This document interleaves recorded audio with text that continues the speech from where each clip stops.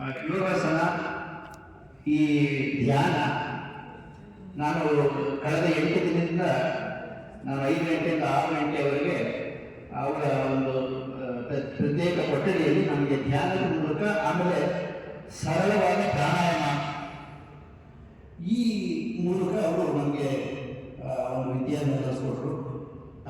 ಗುರುಗಳಿಗೆ ತುಂಬ ಹೃದಯದ ಪ್ರಣಾಮವನ್ನು. ಬಹಳ ಸರಳ, ಅಂದರೆ ಯಾವುದೇ ಅವರು ಹೇಳಲು ಹಾಗೆ ಒಂದು ಕೂದಲು ನೋವಾಗದ ರೀತಿಯಲ್ಲಿ ನಿಮಗೆ ಸರಳವಾಗಿ ಹೇಳ್ಕೊಡ್ತೀವಿ ಅಂತ ಹೇಳಿದ್ರು. ನಮ್ಮ ಸುಶೀಲನವರು ಹೇಳಿದ್ರಲ್ಲ ಹಾಗೆ ಎಲ್ಲರೂ ಕೂಡ ಸರಳವಾಗಿ ಅವರು ಯೋಗಾಸನವನ್ನಾಗಲಿ ಅಥವಾ ಧ್ಯಾನವನ್ನಾಗಲಿ ಕಲಿಸ್ಕೊಳ್ಳೋದ್ರಲ್ಲಿ ನಿಜಕ್ಕೂ ಅವರ ಒಂದು ವಿದ್ವತ್ತು ಇದೆಯಲ್ಲ, ಆ ವಿದ್ವತ್ತು ಇವತ್ತು ನಾವು ಎಷ್ಟೋ ಸ್ವಾಮೀಜಿಗಳು ನೋಡಿದ್ದೇವೆ. ಯಾವ ಸ್ವಾಮೀಜಿಗಳು ಕೂಡ ಒಂದು ಅಂತಹ ಒಂದು ವಿದ್ವತ್ತನ್ನು ಪಡೆದಿರುವಂತಹ ಸ್ವಾಮಿಗಳು ಸಿಗಬೇಕಾದ್ರೆ ಬಹಳ ವಿರಳ. ಅವರು ಪಡೆದಿರುವಂಥ ಜ್ಞಾನ ಇದೆಯಲ್ಲ, ನಿಜವಾಗ್ಲೂ ಅದೊಂದು ಬಹಳ ಅದ್ಭುತವಾದ ಜ್ಞಾನ. ಈಗ ನಮಗೆಲ್ಲ ಸಿಗೋದಿಲ್ಲ. ಅವ್ರು ಹೇಳಿದ್ರು ಆದರೆ ಯೂಟ್ಯೂಬ್ನಲ್ಲಿ ನಮ್ಮ ಎಲ್ಲ ವಿಡಿಯೋಗಳನ್ನ ಪ್ರಸಾರ ಮಾಡ್ತೀವಿ ಅಂತ ಹೇಳಿದ್ರು. ದಯಮಾಡಿ ಆ ವಿಡಿಯೋಗಳನ್ನ ನೀವು ಅದನ್ನು ಸಬ್ಸ್ಕ್ರೈಬ್ ಮಾಡಿ, ಆ ವಿಡಿಯೋ ಮೂಲಕ ಅವರ ವಿದ್ವತ್ತನ್ನು, ಅವರ ಜ್ಞಾನವನ್ನು ನಾವು ಕೇಳಿದ್ರೆ ನಮಗೆ ಎಷ್ಟೋ ಒಂದು ನಮ್ಮ ಜೀವನ ಭಾವನ ಆಗುತ್ತೆ ಅಂತ. ಅಲ್ಲಂ ಪ್ರಭುದೇವರ ವಚನ, ಆತ್ಮದೇವ ವಚನ. ನಮ್ಮ ಈ 8 ದಿನಗಳ ಕಾಲ ನನಗೆ ಒಂದು ಸಣ್ಣ ಬುದ್ಧಿಯನ್ನು ಬಹಳ ಅಗಾಧವಾಗಿ ಸರಳವಾಗಿ ತಿಳಿಸಿದ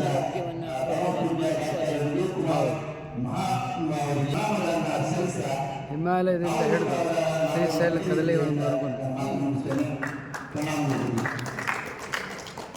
ಕೊಟ್ಟ ಕುದುರೆಯ ಏರಲರಿಯದೆ ಮತ್ತೊಂದು ಕುದುರೆಯ ಬಯಸುವರು, ವೀರರೂ ಅಲ್ಲ ಧೀರರೂ ಅಲ್ಲ. ಇದು ಕಾರಣ ನೆರೆ 3 ಲೋಕವೆಲ್ಲವೂ ಹಲ್ಲಣವ ಹೊತ್ತುಕೊಂಡು ಬಳಲುತ್ತಿದ್ದಾರೆ ಗುಹೇಶ್ವರ. ಪ್ರಭುದೇವರ ಅನೇಕ ವಚನಗಳನ್ನು ಓದ್ತಾ ಹೋದರೆ ಅವರೊಬ್ಬ ಮಹಾರಾಜನ ಮಗ ಅನ್ನುವುದು ಹೆಜ್ಜೆ ಹೆಜ್ಜೆಗೆ ಪ್ರತಿ ವಚನದಿಂದ ಗೊತ್ತಾಗ್ತದೆ. ಶಾಸನದ ಉದಾಹರಣೆಯನ್ನು ಕೊಟ್ಟು ಅವರು ಹೇಗೆ ಯುದ್ಧ ಮಾಡ್ತಿದ್ರು ಅಂತೇಳಿ ರಾಜನ ಮಗನಾಗಿದ್ದರು ಅಂತ. ಈಗ ಅವರ ವಚನಗಳನ್ನು ಪ್ರತಿ ಒಂದು 600-700 ವಚನಗಳಲ್ಲಿ ಯುದ್ಧದ ಚಿತ್ರಣ ಕೊಡ್ತಾರೆ. ಆ ಒಂದು ವಚನವನ್ನು ನಿಮ್ಗೆ ಕೊಡ್ತೀನಿ. ರಾಜ ಮಹಾರಾಜರು ಯುದ್ಧ ಮಾಡುವಾಗ ಏನೇನು ಮಾಡ್ತಿದ್ರು, ಸ್ವತಃ ಅವರು ರಾಜರಾಗಿದ್ದಾಗ ಏನೇನು ಮಾಡ್ತಿದ್ರು, ಆ ಎಲ್ಲ ಅವ್ರ ವಚನಗಳಲ್ಲಿ ಚಿತ್ರಣ ಬರ್ತದೆ. ಯುದ್ಧ ಮಾಡದೇ ಇರೋರಿಗೆ ಯುದ್ಧದ ಚಿತ್ರಣ ಕೊಡೋಕ್ಕೆ ಬರಲ್ಲ. ಕೆಲವು ಟೆಕ್ನಿಕಲ್ ವರ್ಡ್ಸ್ ಇರ್ತದೆ ರಾಜ ಮಹಾರಾಜರು ಬಳಸುವಂಥದ್ದು, ಅದನ್ನು ಅವರಷ್ಟೇ ಅದನ್ನು ಬಳಸೋಕ್ಕೆ ಬರ್ತದೆ, ಬೇರೆಯವ್ರಿಗೆ ಗೊತ್ತಿರಲ್ಲ. ಈಗ ಈ ವಚನ ತಗೋರಿ. ಕೊಟ್ಟ ಕುದುರೆಯ ಏರಲರಿಯದೆ ಮತ್ತೊಂದು ಕುದುರೆಯ ಬಯಸುವರು, ವೀರರೂ ಅಲ್ಲ ಧೀರರೂ ಅಲ್ಲ. ಇದು ಕಾರಣ ನೆರೆ 3 ಲೋಕವೆಲ್ಲವೂ ಹಲ್ಲಣವ ಹೊತ್ತುಕೊಂಡು ಬಳಲುತ್ತಾ ಇದ್ದಾರೆ ಗುಹೇಶ್ವರ. ಏನು ಹೇಳ್ತಾ ಇದ್ದಾರೆ? ಒಬ್ಬ ಸವಾರ ಇದ್ದ, ಅವನು ಹೇಳ್ಕೊತಿದ್ದ, ಒಬ್ಬ ವ್ಯಕ್ತಿ ಬೇಕಾದಂಥ ತುಂಟು ಕುದುರೆಯನ್ನು ಕೊಟ್ಟರು ನಾನು ಆ ಕುದುರೆಯನ್ನು ಪಳಗಿಸ್ತೀನಿ, ಸವಾರಿ ಮಾಡ್ತೀನಿ ಅಂತ. ಸರಿ, ಕುದುರೆಯನ್ನು ಕೊಟ್ಟು ನೀನು ಪಳಗಿಸಪ್ಪ, ಸವಾರಿ ಮಾಡಪ್ಪ ಅಂತ ಹೇಳಿದ್ರೆ ಅವನು ಹೇಳ್ತಿದ್ದ, ನಾನು ಪಳಗಿಸ್ತಿದ್ದೆ, ಆ ಕುದುರೆ ಮೇಲೆ ಹಾಕಕ್ಕೆ ಒಂದು ತಡಿ ಇದೆ, ಆ ತಡಿಗೂ ಆ ಕುದುರೆಗೂ ಹೊಂದೋದಿಲ್ಲ, ನನ್ನ ತಡಿಗೆ ಹೊಂದುವಂಥ ಕುದುರೆ ತೊಗೊಂಬರ್ರಿ ಅಂತಿದ್ದೆ. ಯಾವುದೇ ಕುದುರೆಯನ್ನು ತಂದು ಕೊಟ್ಟರು ನಾ ದೊಡ್ಡ ಸವಾರ, ಬೇಕಾದಂಥ ಕುದುರೆ ಕೊಡ್ರಿ, ನಾ ಪಳಗಿಸಿ ಸವಾರಿ ಮಾಡ್ತೀನಿ, ಆದರೆ ಆ ಕುದುರೆ ಮೇಲೆ ಹಾಕೋದು ಒಂದು ತಡಿ ಅದ, ನನ್ನ ಹತ್ರ ಇರೋ ತಡಿಗೂ ಆ ಕುದುರೆಗೂ ಹೊಂದಂಗಿಲ್ಲ, ಅದರಿಂದ ಈ ತಡಿಗೆ ಒಂದು ಕುದುರೆ ತಾನೆ ಅಂತಿದ್ದ. ಆದರೆ ಹೇಳ್ತಿದ್ದ ಮಾತ್ರ, ನಾ ಬೇಕಾದ ಕುದುರೆ ಕೊಡ್ರಿ, ನಾನು ಕುದುರೆನ ಸವಾರಿ ಮಾಡಿ ಪಳಗಿಸ್ತೇನೆ ಅಂತ. ಇದು ಆ ಕುದುರೆ ಸವಾರಿ ಮಾಡ್ತೀನಿ ಅಂತ ಹೇಳ್ಕೊಳ್ತಕ್ಕಂಥ ಬಡಾಯಿ ಆ ಕಾಲದಲ್ಲಿ ಇದ್ದರು. ಈಗಲೂ ಬಡಾಯಿ ಮಾತಾಡೋರು ಇರ್ತಾರಲ್ಲ, ಹಂಗೆ ಅದನ್ನು ಗಮನಿಸಿ ರಾಹುತರು ಯೋಧರು, ರಾಹುತರು ಅಲ್ಲದೆ ಇರೋರು ಯೋಧರು ಅಲ್ಲದೆ ಇರೋರು ಗಮನಿಸಿ, ಕೊಟ್ಟ ಕುದುರೆಯ ಏರಲರಿಯದವರು ವೀರರೂ ಅಲ್ಲ ಧೀರರೂ ಅಲ್ಲ.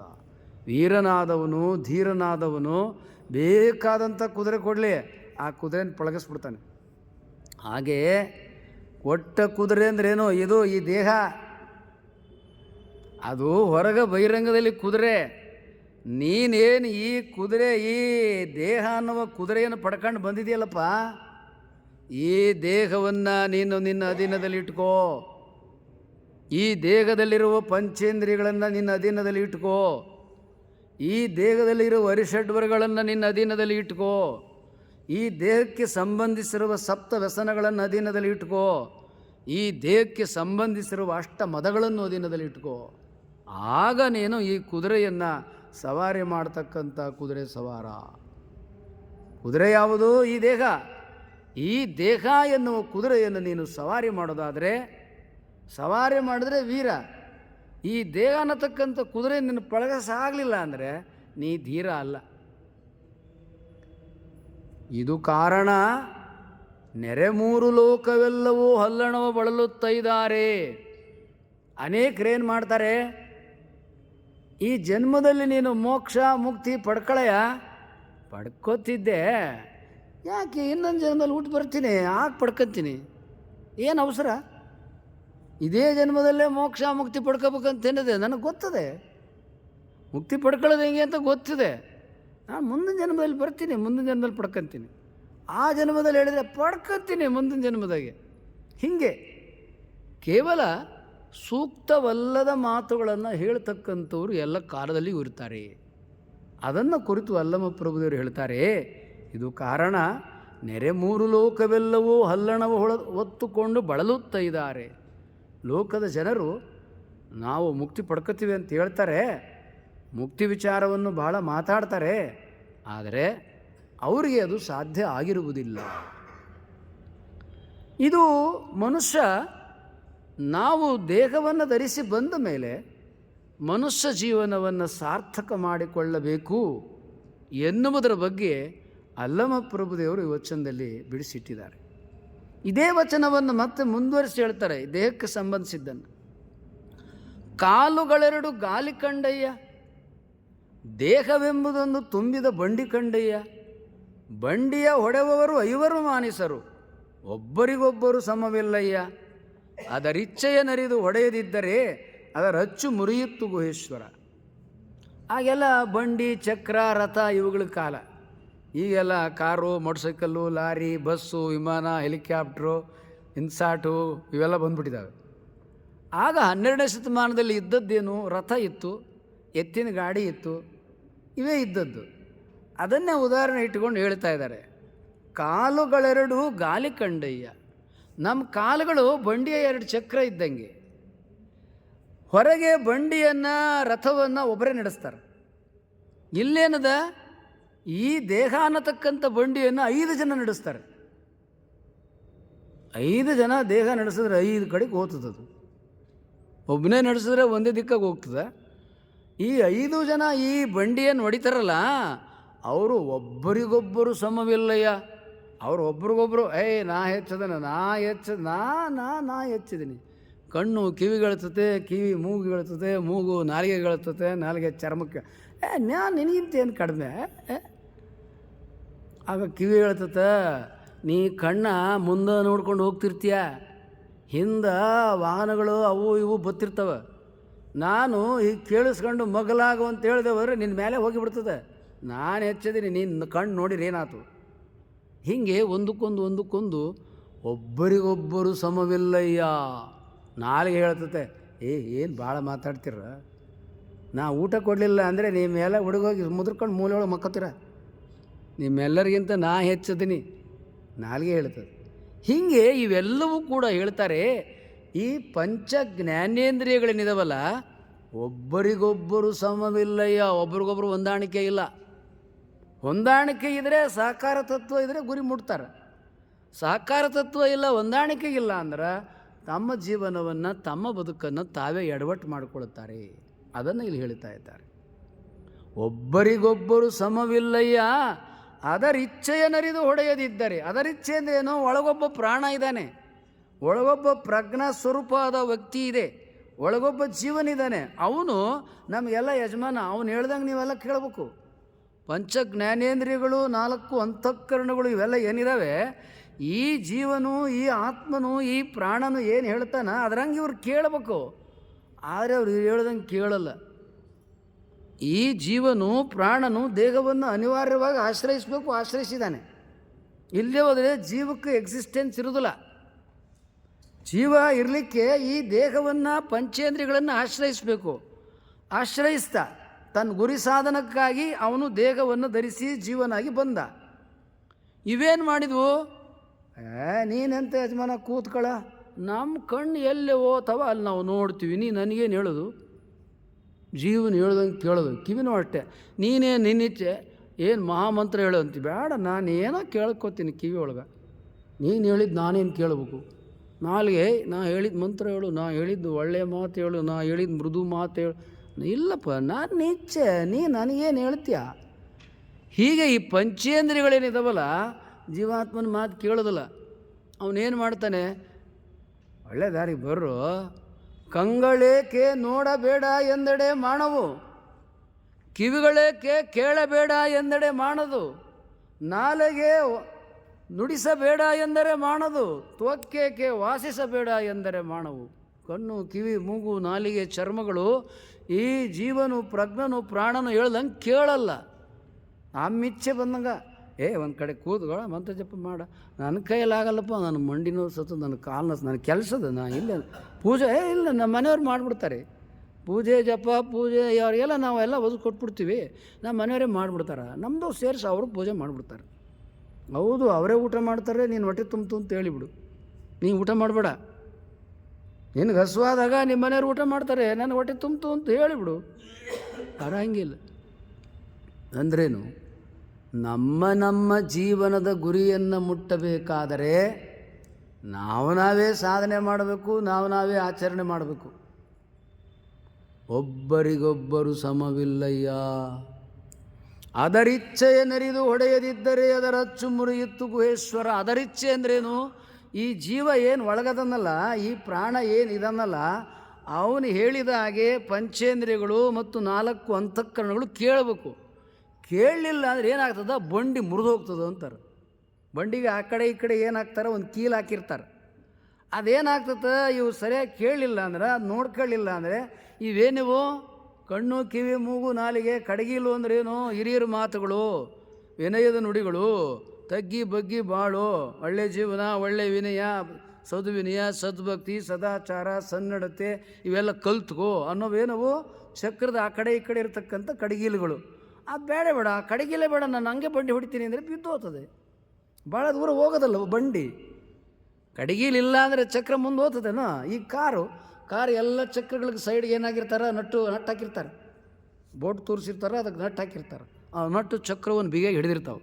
ಆ ನಟ್ಟಿಲ್ಲ ಹಂಗೆ ಹೊಡಿತೀನಿ ಅಂದರೆ ಕಾರು ಆ ಕಡೆ ಈ ಕಡೆ ಹೋಗಿಬಿಡ್ತದೆ, ಚಕ್ರಗಳು ಕಿತ್ಕೊಂಡು ಹೋಗಿಬಿಡ್ತಾವೆ. ನಮ್ಮ ಜೀವನಕ್ಕೆ ಗುರು ಹಿರಿಯರ, ತಂದೆ ತಾಯಿಗಳ, ಹಿರಿಯ ದೊಡ್ಡವರ, ಸದ್ಗುಣಿಗಳ ಮಾರ್ಗದರ್ಶನ ಇವನಿಗೆ ಬೇಕು. ಅದಿದ್ದಾಗ ನಾವು ಗುರಿ ಮುಡ್ತೀವಿ. ಅವ್ರೇನು ಬೇಡ, ಏನು ಬೇಡ. ಒಬ್ಬ ತಾಯಿ ನಮ್ಮ ಹತ್ರ ಹೇಳ್ತಿದ್ರು, ಒಬ್ಬರು ತಂದೆ ನಮ್ಮ ಹತ್ರ ಹೇಳ್ತಿದ್ರು. ಅವ್ರ ಮಕ್ಕಳು ಮೊಮ್ಮಕ್ಕಳು ಲಂಡನ್ದಲ್ಲದಾರ. ಇವನ್ನೆಲ್ಲ ಮಕ್ಕಳನ್ನ ಬೆಳೆಸಿ ಸಾಕಿ ಸಲಿ ವಿದ್ಯಾವಂತರನ್ನಾಗಿ ಮಾಡಿ ಅಷ್ಟೆಲ್ಲ ಕಳಿಸಿದ್ದಾರೆ. ಸ್ವತಃ ತಾನು ಒಬ್ಬಳೇ ಮಾಡಿದಲ್ಲ, ಗಂಡ ಇಲ್ಲ, ತಾನೇ ಅಷ್ಟೆಲ್ಲ ಬೆಳೆಸಿದ್ದಾಳೆ. ಅವರೆಲ್ಲ ಹೋಗಿದ್ದಾರೆ. ಅವ್ರಿಗೆ ಮಗುವಾಗಿದೆ, ಮಗನಿಗೆ ಮಗಳಿಗೆ ಎಲ್ಲ. ಆ ಮಗು ನಮಗೆ ತೋರಿಸ್ರೋ, ಫೋನಲ್ಲಿ ಮಾತಾಡಿಸ್ರೋ, ಇಲ್ಲ ಮಗು ನಿಮಗೆ ತೋರಿಸೋದಿಲ್ಲ, ನಿಮಗೆ ಒಳ್ಳೆ ಗುಣ ಇಲ್ಲ, ನಿಮಗೇನು ನಾಲೆಡ್ಜ್ ಇಲ್ಲ ನಿಮಗೆ. ಅವರು ಭಾಳ ವಿದ್ಯಾವಂತರದಾರ, ಅವರು ಶ್ರೇಷ್ಠರದಾರ. ನಿಮಗೆ ಮಕ್ಕಳು ಬೆಳೆಸೋದು ನಿಮಗೆ ಗೊತ್ತಿಲ್ಲ, ನಿಮ್ಮ ಜೊತೆ ಮಾತಾಡ್ಸೋದಿಲ್ಲ, ಅವ್ರನ್ನ ತೋರಿಸೋದು ಇಲ್ಲ. ಯಾವ ಮಕ್ಕಳನ್ನು ತಂದೆ ತಾಯಿಗಳು ಬೆಳೆಸಿ ದೊಡ್ಡವರು ಮಾಡಿದ್ದಾರೆ, ಆ ಮಕ್ಕಳು ಹುಟ್ಟಿದಂಥ ಮೊಮ್ಮಕ್ಕಳು ನಮಗೆ ತೋರಿಸ್ರು, ಮಾತಾಡಿಸ್ರು ಅಂತಂದರೆ, ಇಲ್ಲ ನಿಮ್ಮ ಹತ್ರ ಬಂದರೆ ನಮ್ಮ ಮಕ್ಳು ಕೆಟ್ಟತ್ತವೆ, ನಿಮಗೆ ನಮ್ಮ ಮಕ್ಳನ್ನ ನಿಮ್ಮನ್ನು ಮುಟ್ಸೋದಿಲ್ಲ, ತೋರಿಸೋದಿಲ್ಲ, ಏನು ಮಾಡಲ್ಲ. ಅವರ ತಂದೆ ತಾಯಿಗಳು ಮೊಮ್ಮಕ್ಕಳನ್ನ ಮುಟ್ಬಿಟ್ರೆ ಆ ಮಕ್ಕಳು ಕೆಟ್ಟತ್ತವಂತೆ. ಎಂಥ ಕಾಲ, ಎಂಥ ತಿಳುವಳಿಕೆಯನ್ನು ಪಡ್ಕೊಂಡಿದ್ದಾರೆ. ಅಲ್ಲಮಪ್ರಭುದರು ಹೇಳ್ತಾರೆ, ಅದರಿಚ್ಛೆಯ ನರಿದು ಹೊಡೆಯದಿದ್ದರೆ ಅದರಚ್ಚು ಮುರಿಯಿತ್ತು ಗುಹೇಶ್ವರ. ಒಬ್ಬ ಮನುಷ್ಯ ಹೇಗೆ ಬಾಳ್ವೆಯನ್ನು ಮಾಡಬೇಕು, ಹೇಗೆ ಬದುಕಬೇಕು ಎನ್ನುವುದನ್ನು ಈ 2 ವಚನಗಳನ್ನು ತಿಳಿಸಿದ್ದಾರೆ. ಮೊದಲನೇ ವಚನದಲ್ಲಿ ಹೇಳಿದೆ ಅವರು ಮಹಾರಾಜ ಅಂತ. ಅವರು ಮಹಾರಾಜನ ಯುದ್ಧ ಮಾಡ್ತಿದ್ದ ಚಿತ್ರಣ ಅನೇಕ ವಚನಗಳಲ್ಲಿ ಕೊಟ್ಟಿದ್ದಾರೆ. ಆ ಒಂದು ವಚನವನ್ನು ಹೇಳಿ ಮುಂದಿನ ಕಾರ್ಯಕ್ರಮಕ್ಕೂ ಮಾಡಿಕೊಡ್ತೇನೆ. ಏನು ಆ ಯುದ್ಧ ಹೇಗೆ ಸಂಭವಿಸ್ತದೆ, ಸಂಭವಿಸಿದ ಕಾಲಕ್ಕೆ ಏನೇನು ಅನಾಹುತಗಳಾಗ್ತವೆ ಅನ್ನತಕ್ಕಂಥದ್ದನ್ನು ಈ ವಚನದಲ್ಲಿ ಚಿತ್ರಿಸ್ತಾರೆ. ಭೂಭಾರಕರ ದೃಷ್ಟಿ ತಾಕಿದರೆ ಅಟ್ಟೆ ಸಹಸ್ರವಾಡಿತ್ತು, ಲೆಕ್ಕವಿಲ್ಲದ ಮರಣ ಮಡಿಯಿತ್ತು ಗುಹೇಶ್ವರ. ಊರೊಳಗಣ ಕಿಚ್ಚು ಕಾಡೊಳಗೆ ಉರಿಯಿತ್ತು, ಕಾಡೊಳಗಣ ಕಿಚ್ಚು ಊರೊಳಗೆ ಉರಿಯಿತ್ತು. ಆಲಿಸಿರೋ ಆಲಿಸಿರೋ ನಾಲ್ಕು ದಿಕ್ಕಿನ ಬೇಗೆಯ, ಭೂಭಾರಕರ ದೃಷ್ಟಿ ತಾಗಿತಡೆ ಅಟ್ಟೆ ಸಹಸ್ರವಾಡಿತ್ತು, ಲೆಕ್ಕವಿಲ್ಲದ ಮರಣ ಮಡಿಯಿತ್ತು ಗುಹೇಶ್ವರ. ಈ ವಚನ ಹೇಳ್ತಿದ್ದಂಗೆ ನಿಮಗೆ ಬೆಂಗಳೂರಿನಲ್ಲಿ ಹಿಂದೆ ಮಧ್ಯರಾತ್ರಿ ಬೆಂಕಿ ಹಚ್ಚಿದ್ರು, ನೀವೆಲ್ಲ ನೋಡಿದ್ರಿ. ಅದು ಯಾವುದೋ 2 ಊರು ಆ ಚಿತ್ರಣ ದೃಶ್ಯದಲ್ಲಿ ಬರ್ತದೆ. ಅವರು 12ನೇ ಶತಮಾನದಲ್ಲಿ ಬರೆದಿರೋ ವಚನ 20ನೇ ಶತಮಾನದಲ್ಲೂ ಆ ಥರ ಘಟನೆಗಳು ನಡೀತಾ ಇದೆ. ಏನು ಹೇಳ್ತಾರೆ ವಚನ? ಊರೊಳಗಣ ಕಿಚ್ಚು ಕಾಡೊಳಗೆ ಉರಿಯಿತ್ತು. ಇವರು ಮಹಾರಾಜರಾಗಿದ್ರಲ್ಲ, ಇವ್ರ ಗೆಳೆಯರ ಜೊತೆ ಎಲ್ಲ ಒಡನಾಟ ಮಾಡ್ತಿದ್ರಲ್ಲ, ಅವರೆಲ್ಲ ಒಂದು ಊರನ್ನು ಗೆಲ್ಲಬೇಕಾದ್ರೆ ಏನು ಮಾಡ್ತಿದ್ರಪ್ಪ ಅನ್ನೋದನ್ನು ಹೇಳ್ತಾರೆ. ಅವ್ರ ಗುರುಗಳಾಗಿ ತಪಸ್ಸುಗಳಾದ ಮೇಲೆ ಈ ರಾಜ ಮಹಾರಾಜರ ನಡವಳಿಕೆ ಹೆಂಗಿತ್ತು, ನಾನು ಇವ್ರ ಜೊತೆ ಸೇರ್ಕೊಂಡು ನಾನು ಹೆಂಗೆ ಮಾಡ್ತಿದ್ದೆ ಅನ್ನೋದನ್ನು ಹೇಳ್ತಾರೆ. ಊರೊಳಗಣ ಕಿಚ್ಚು ಕಾಡೊಳಗೆ ಉರಿಯಿತ್ತು. ಮೊದಲೇನು ಮಾಡ್ತಾರೆ? ಒಂದು ರಾಜ್ಯವನ್ನು, ಒಂದು ಊರನ್ನು ವಶಪಡಿಸ್ಕೊಳ್ಳೋಕ್ಕೆ ಮೊದಲು ಒಂದು ಊರಿಗೆ ರಾತ್ರಿ ವೇಳೆ ಎಲ್ಲೋ ಒಂದಿಷ್ಟು ಸಣ್ಣದಾಗಿ ಬೆಂಕಿ ಹಾಕ್ತಾರೆ ಮಧ್ಯರಾತ್ರಿಯಲ್ಲಿ. ಆಗ ಜನರು ಯಾರೋ ನೋಡಿದವರು ಬೆಂಕಿ ಬೆಂಕಿ ಬೆಂಕಿ ಬೆಂಕಿ ಅಂತ ಎಲ್ಲ ಆ ಕಡೆಗೆ ಬರ್ತಾರೆ. ನಂತರ ಏನು ಮಾಡ್ತಾರೆ? ಅವ್ರ ಲಕ್ಷ್ಯ ಬೇರೆ ಸೆಳೆಯೋಕ್ಕೆ ಊರೊಳಗಣ ಕಿಚ್ಚು ಕಾಡೊಳಗೆ ಉರಿಯಿತ್ತು, ಕಾಡಿಗೆ ಬೆಂಕಿ ಹಾಕ್ತಾರೆ. ಮತ್ತೇನು ಮಾಡ್ತಾರೆ? ಇಲ್ಲಿ ಊರಿಗೆ ಬೆಂಕಿ ಹಾಕಿರ್ತಾರೆ, ಮತ್ತು ಕಾಡಿಗೆ ಬೆಂಕಿ ಹಾಕ್ತಾರೆ, ದೊಡ್ಡ ಪ್ರಮಾಣದಲ್ಲಿ ಹಾಕ್ಬಿಟ್ಟಿರ್ತಾರೆ. ಜನ ಇಡೀ ಕಾಡೇ ಹೊತ್ಕೊಂಡು ಉರಿತಾ ಇದೆ, ಆ ಕಾಡು ಬೆಂಕಿ ಊರಿಗೆಲ್ಲ ಬಂದುಬಿಡ್ತದೆ. ಜನ ಇಡೀ ಒಳಗೆ ಮಲಗಿದ್ದವರೆಲ್ಲ ಹೊರಗೆ ಅದನ್ನು ನೋಡೋಕ್ಕೆ ಶುರು ಮಾಡ್ತಾರೆ. ಹಿಂಗೆ ಜನ ಆ ಕಡೆ ನೋಡೋಕ್ಕೆ ಶುರು ಮಾಡಿದಾಗ ಇಡೀ ಊರು ಎಲ್ಲ ಮನೆಗಳಿಗೂ ಬೆಂಕಿ ಹಾಕೊಂಬಂದ್ಬಿಡ್ತಾರೆ. ಯಾಕೆ? ಜನ ಕಾಡಿನ ಬೆಂಕಿ ನೋಡಿ ಕಡೆಗೆ ಒಟ್ಟಿಗೆ ಗಮನ ಕೊಟ್ಟಿರ್ತಾರೆ, ಇಲ್ಲಿ ಯಾರೂ ಗಮನ ಇರೋದಿಲ್ಲ. ಅದಕ್ಕೇನು ಮಾಡ್ತಾರೆ? ಇಡೀ ಊರು ಎಲ್ಲ ಮನೆಗಳಿಗೂ ಓಣಿಗೆ ಬೆಂಕಿ ಹಚ್ಕೊಂಬಂದ್ಬಿಡ್ತಾರೆ. ಹಿಂಗೆ ಎಲ್ಲ ಕಡೆ ದಗ ದಗ ದಗ ಉರಿಯೋಕ್ಕೆ ಶುರುವಾದಾಗ ಜನ ಏನು ಮಾಡ್ತಾರೆ? ಆಲಿಸಿರೋ ಆಲಿಸಿರೋ ನಾಲ್ಕು ದಿಕ್ಕಿನ ಬೇಗೆಯ. ಜನ ಎಲ್ಲ ಕಡೆ ಕಾಡ್ಗಿಚ್ಚು ಮತ್ತು ಊರಲ್ಲಿ ಎಲ್ಲ ಮನೆಗಳಿಗೆ ಧಗ ಧಗ ಧಗ ಉರಿತಾ ಇದ್ದಾಗ ಎಲ್ಲ ಬರೋ ಅಂತ ಕಣ್ಣೀರು ಹಾಕ್ತಾರೆ, ಲಬೋ ಬಾಯ್ ಬಡ್ಕೋತಾರೆ. ನಮ್ಮ ಮನೆ ಹೋಯ್ತು, ನಮ್ಮ ಮನೆ ಆಸ್ತಿ ಹೋಯ್ತು, ಒಳಗೆ ಮಕ್ಕಳವೆ, ಅವರವೇ ಇವರವ, ಅಜ್ಜ ಅಜ್ಜಿ ಯಾರು ಹೋದಾರ, ಬರ್ರಪ್ಪೋ. ನಾಲ್ಕು ದಿಕ್ಕಿನ ಬೇಗೆಯ ಆಲಿಸಿರೋ ಆಲಿಸಿರೋ. ಎಲ್ಲ ಕಡೆ ಆಕ್ರಂದನ. ನಮ್ಮ ಮನೆಗೂ ಬೆಂಕಿ ಹಚ್ಬಿಟ್ಟಾರ, ನಮ್ಮ ಮನೆಗೂ ಬೆಂಕಿ ಹಚ್ಬಿಟ್ಟಿದ್ದಾರೆ. ಆಲಿಸಿರೋ ಆಲಿಸಿರೋ, ಕೇಳಿಸ್ಕೊಡ್ರು, ಬರ್ರಿ. ಇಡೀ ಊರಿಗೆ ಸುತ್ತ ಆವರಿಸ್ಕೊಂಡು ಬರ್ತಾ ಇದೆ ಅಗ್ನಿ, ನಾವು ಬದುಕೋದೇ ಕಷ್ಟ ಆಗಿದೆ. ಅಷ್ಟೇ ಅಲ್ಲ, ವಚನ ಮುಂದುವರಿಸ್ತಾರೆ. ಭೂಭಾರಕರ ದೃಷ್ಟಿ ತಾಕಿದಡೆ ಅಟ್ಟೆ ಸಹಸ್ರವಾಡಿತ್ತು. ಮಹಾರಾಜರನ್ನು ಅಲ್ಲಮ ಪ್ರಭುದೇವರು ಭೂಭಾರಕರು ಅಂತ ಕರೀತಾರೆ. ಭೂಮಿಗೆ ಭಾರವಾದವರು ಅವರೇ ಮಹಾರಾಜ. ಆದರೆ ಗುರುಗಳಾಗಿ ವಚನವನ್ನು ಬರೆದಂಥ ಕಾಲಕ್ಕೆ ಭೂಭಾರಕರ ದೃಷ್ಟಿ ತಾಕಿದಡೆ, ರಾಜ್ಯ ಆಳವರು ದೃಷ್ಟಿ ಬಿತ್ತು. ಬಹಳ ಸುಂದರವಾದ ಊರಿಗೆ, ಭಾಳ ಶ್ರೀಮಂತವಾದ ಊರಿಗೆ, ಈ ಊರನ್ನು ನಮ್ಮ ರಾಜ್ಯಕ್ಕೆ ವಶಪಡಿಸ್ಕೊಂಬಿಡ್ಬೇಕು, ನಮ್ಮ ರಾಜ್ಯದ ಆದಾಯ ಹೆಚ್ಚಾಗ್ತದ. ವಶಪಡಿಸ್ಕೊಳ್ಳೋದು ಅಂದ್ರೆ ಹೆಂಗೆ? ಯುದ್ಧ ಮಾಡಿದ್ರೆ ಅವ್ರು ನಮಗಿಂತ ಪ್ರಬಲರದಾರೆ, ಅದಕ್ಕೇನು ಮಾಡೋದು? ಕುತಂತ್ರ ಮಾಡಬೇಕು, ಬೆಂಕಿ ಹಚ್ಬೇಕು. ಅವ್ರು ಆ ಕಡೆ ಇದ್ದಾಗ ಇಡೀ ಊರನ್ನೆಲ್ಲ ವಶಪಡಿಸ್ಬೇಕು. ಅವ್ರ ಕಣ್ಣೀರು ಹಾಕಿದಾಗ ಅವ್ರ ತಲೆ ಕಡ್ದು ಕೊಂದು ಅವ್ರನ್ನೆಲ್ಲ ಸಾಯಿಸಿ ನಾವು ಹಿಂಗೆ ಪಡ್ಕೊಂಬಿಡ್ಬೇಕು. ಭೂಭಾರಕರ ದೃಷ್ಟಿ ತಾಕಿದಡೆ ಅಟ್ಟೆ ಸಹಸ್ರವಾಡಿತ್ತು. ಸಾವಿರ ಹೆಣಗಳು ಬೀಳ್ತಿದ್ವು, ರುಂಡ ಮುಂಡಗಳು ಬೇರೆಯಾಗಿ. ಪಾಪ ಅವರು ಭಯಭೀತರಾಗಿ ಅಗ್ನಿ ಮನೆ ಆಸ್ತಿ ಹೋಯ್ತು ಅಂತ ಅವ್ರು ಕಣ್ಣೀರು ಹಾಕ್ತಿದ್ರೆ, ಅವ್ರಿಗೆ ಗೊತ್ತಿಲ್ದಂಗೆ ಈ ಶತ್ರುಗಳು ಒಳಗೆ ನುಗ್ಗಿ ಏನು ಮಾಡ್ತಿದ್ರು? ಎಲ್ಲ ಖಡ್ಗಡ್ ಕತ್ತಿಸ್ಕೊಂಬರ್ತಿದ್ರು. ಲೆಕ್ಕವಿಲ್ಲದ ಮರಣ ಮಡಿಯಿತ್ತು ಗುಹೇಶ್ವರ. ಎಣಿಕೆಗೆ ಸಾಧ್ಯವಿಲ್ಲ, ಅಷ್ಟೊಂದು ಸಾವು ನೋವುಗಳು ದುಃಖಗಳು ಉಂಟಾಗ್ತಾ ಇದ್ದಾವೆ. ಹೇಗೆ ಆ ಕಾಲದ ರಾಜ ಮಹಾರಾಜರು ಆಸ್ತಿ ಸಂಪಾದನೆಗಾಗಿ, ಐಶ್ವರ್ಯ ಸಂಪಾದನೆಗಾಗಿ, ಹೃದಯಹೀನರಾಗಿ, ಕ್ಷುದ್ರ ವ್ಯಕ್ತಿಗಳಾಗಿ, ಕರುಣೆ, ಮಾನವೀಯತೆ, ದಯೆ ಇಲ್ಲದೆ ನಿದ್ರೆಯಲ್ಲಿ ಇದ್ದಂಥ ಜನರನ್ನು ಹೇಗೆ ಅವರು ಕ್ರೂರಿಗಳಾಗಿ ಕೊಂದಾಕ್ತಾಯಿದ್ರು, ಕುತಂತ್ರಗಳನ್ನು ಮಾಡ್ತಾಯಿದ್ರು ಅಂತ ಒಬ್ಬ ಮಹಾರಾಜನಾಗಿ ಅಲ್ಲಮ ಪ್ರಭುದೇವರು ಈ ವಚನವನ್ನು ಬರೆದಿದ್ದಾರೆ. ಬರೀ ಇಷ್ಟೇ ಅಲ್ಲ, ಮತ್ತು ಈ ವಚನವನ್ನು ಬಿಡಿಸಿದರೆ ಇದು ಅಂತರಂಗಕ್ಕೆ ಹೋಗ್ತದೆ. ನಿನ್ನೆ ವಿವರಿಸಿದ್ದೀನಿ, ಪ್ರಭುದೇವರು ಎಲ್ಲ ವಚನವೂ ಅಷ್ಟೇ ಬಹಿರಂಗದಲ್ಲಿ ಆ ಕಾಲದ ಸಮಕಾಲೀನ ಚಿತ್ರಣವನ್ನು ಕೊಡ್ತಾರೆ, ಮತ್ತು ಬೆಳಗಿನಲ್ಲಿ ಅಂತರಂಗದೊಳಗೆ ಅದೇ ಅಗ್ನಿ ಬೆಂಕಿ ಇಲ್ಲಿ ಹೆಂಗೆ ಉರಿತಾ ಇದೆ, ಇವನು ಹೇಗೆ ಲೌಕಿಕನಾಗಿದ್ದಾನೆ, ಇವನು ಹೇಗೆ ಜನ ಮರಣದಲ್ಲಿ ಸತ್ತು ಹುಟ್ಟುತ್ತಾ ಇದ್ದಾನೆ ಅನ್ನುವ ಚಿತ್ರಣವನ್ನು ಬೆಳಗಿನ ಮೂಲಕ ಉತ್ತರ ಕೊಡ್ತಾರೆ. ಊರೊಳಗಣ ಕಿಚ್ಚು ಕಾಡೊಳಗೆ ಉರಿಯಿತು. ಈಗ ಬೆಳಗಿನ ಅರ್ಥವನ್ನು ವಿವರಿಸ್ತೇನೆ. ಊರೊಳಗಣ ಕಿಚ್ಚು ಕಾಡೊಳಗೆ ಉರಿಯಿತು. ಊರು ಅಂದ್ರೇನು? ಒಂದು ಊರು. ಆ ಊರಲ್ಲಿ ನಮ್ಮ ಕಣ್ಣು ನೋಡಿದಾಗ ಏನೆಲ್ಲ ಕಾಣ್ತದೆ. ಕೀಚಕ ನೋಡ್ತಾನೆ ದ್ರೌಪದಿ ಬೇಕು ಅಂತ, ಇನ್ಯಾವನು ನೋಡ್ತಾನೆ ಇನ್ನೇನೋ ಬೇಕು ಅಂತಾನೆ, ಮತ್ತಾರೋ 5 ಎಕರೆ ಜಮೀನು ನೋಡ್ತಾನೆ 5 ಎಕರೆ ನಾನು ಮಾಡ್ಕೊಂಬಿಡ್ಬೇಕಂತಾನೆ. ಹೀಗೆ ಕಣ್ಣು. ಕಿಚ್ಚಂದ್ರೇನು? ದಾಹ. ಊರು ಅಂದ್ರೇನು? ಈ ದೇಹ. ಕಿಚ್ಚು ಎಲ್ಲಿ ಬರ್ತದೆ? ಮನಸ್ಸಿನಾಗ ಬರ್ತದೆ, ಕಣ್ಣಿಗೆ ಬರ್ತದೆ, ನಮ್ಮ ಎಲ್ಲ ಪಂಚೇಂದ್ರಿಯಗಳಿದಾವಲ್ಲ, ಕಣ್ಣು ನೋಡ್ತದೆ, ಆಗ ಮನಸ್ಸು ಬಯಸ್ತದೆ. ಹೆಂಗೆ ಕುತಂತ್ರ ಮಾಡಿ 5 ಎಕರೆ ಜಮೀನು ನಂದು ಮಾಡ್ಕೊಂಬಿಡ್ಬೇಕು. ಊರೊಳಗಣ ಕಿಚ್ಚು ಕಾಡೊಳಗೆ ಉರಿಯಿತು. ದಾಹ. ಕಣ್ಣು ನೋಡಿದಾಗ ಅವನ ದಾಹ ಉಂಟಾಯಿತು. ನಾನು ಇನ್ನೂ ಶ್ರೀಮಂತನಾಗಬೇಕು, ಇನ್ನೂ ಗಳಿಸ್ಬೇಕು. ಅದು ಎಲ್ಲಿ ಉರಿತದೆ? ಕಾಡೊಳಗೆ.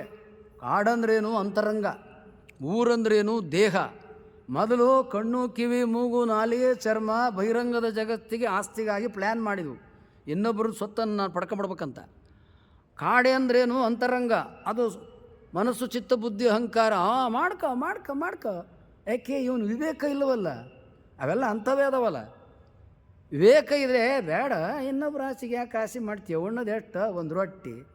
ಮಲಗೋದೆಷ್ಟು? ಒಂದು ಅರ್ಧ ಮಂಚ. ಮತ್ತು ಎಷ್ಟು ಇನ್ನೊಬ್ರಿಗೆ ಆಸ್ತಿ ಮೇಲೆ ಯಾಕೆ ಕಣ್ಣಾಗ್ತೀಯ? ಅವನು ವಿವೇಕ ಇದ್ದರೆ ಹೇಳ್ತಿತ್ತು, ವಿವೇಕ ಇಲ್ವಲ್ಲ. ಊರೊಳಗಣ ಕಿಚ್ಚು ಕಾಡೊಳಗೆ ಉರಿಯಿತು.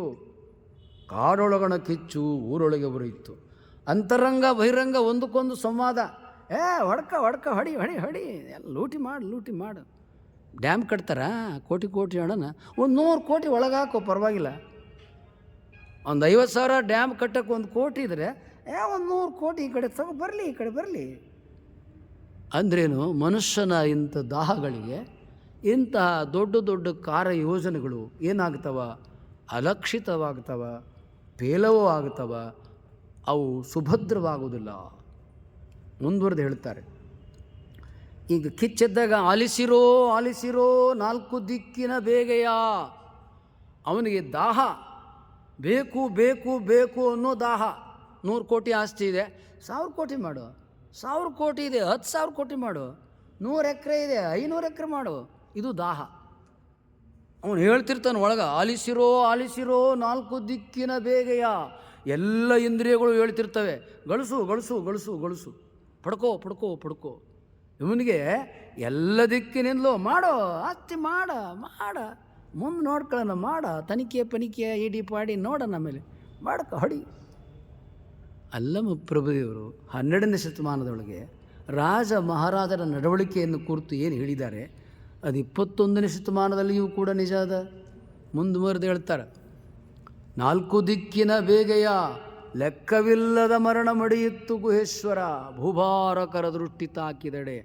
ಅಲ್ಲಿ ರಾಜ ಮಹಾರಾಜರ ದೃಷ್ಟಿ, ಇಲ್ಲಿ ಶ್ರೀಮಂತರು, ಅಧಿಕಾರ ಅಲ್ಲಿ ಇಲ್ಲಿ ದೊಡ್ಡ ಪ್ಲೇಸಲ್ಲಿರೋರು, ಅವರು ಭೂಭಾರಕರು, ಭೂಮಿಭಾರ ಆದವರು.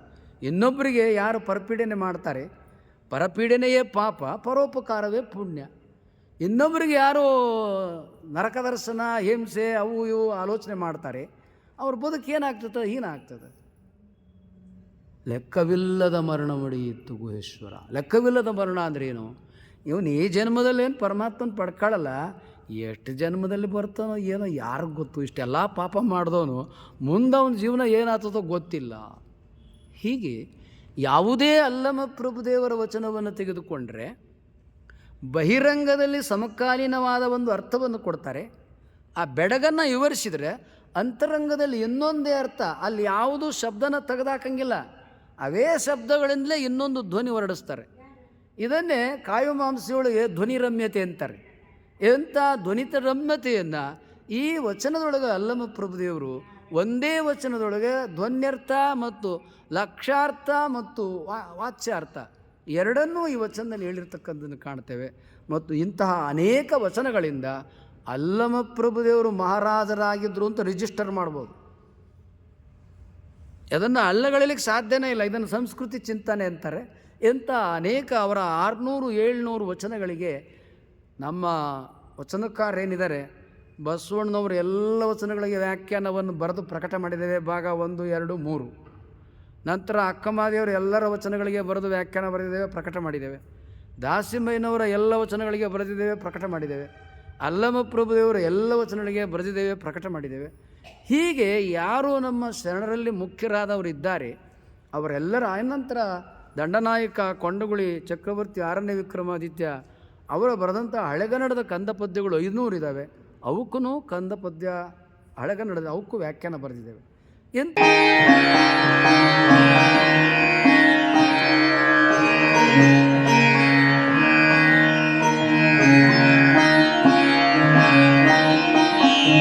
ಸಬ್ಸ್ಕ್ರೈಬ್ ಮಾಡಿ, ಲೈಕ್ ಮಾಡಿ, ಅಲ್ಲಿ ಬೆಲ್ ಬಟನ್ ಬರುತ್ತೆ, ಬೆಲ್ ಬಟನನ್ನು ಒತ್ತಿ.